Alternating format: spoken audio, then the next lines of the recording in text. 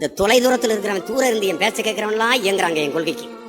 இந்த பக்கத்துல உட்காந்துருக்கான் பாருங்க, இவன் கொள்கைக்காக வாரானா நம்ம கொள்றதுக்காக வாரானாங்கிறது தெரியாம பெரிய பாடார். இப்ப கிளியர் பண்ணிடுவா. இத வரண்டியமாப்ல. காங்கிரஸ் பிஜேபி ஆட்டமே கிடையாது. சும்மா பிரதமர் வேட்பாளர் யாரு? நான் தான்டா பிரதமர். நான் என்ன செய்வேன், இங்க இருந்து இவங்க எல்லாம் தீவு வாங்கி வச்சிருக்காங்கல்ல, அது மாதிரி நான் தீவை வாங்கி மருத்துவ கட்டமைப்பு, போக்குவரத்து, அது பள்ளி கல்லூரி எல்லாம் கட்டிட்டு இங்க வா, இந்துவா நீ அளவுல, நீ கிறிஸ்தவராக, நீ இஸ்லாமியராக, நீ தமிழர் வா, நீ வா இங்க வா, என் குடும்பத்தை ஏத்துறா, கப்பல ஏத்துறா. வேற யாரு?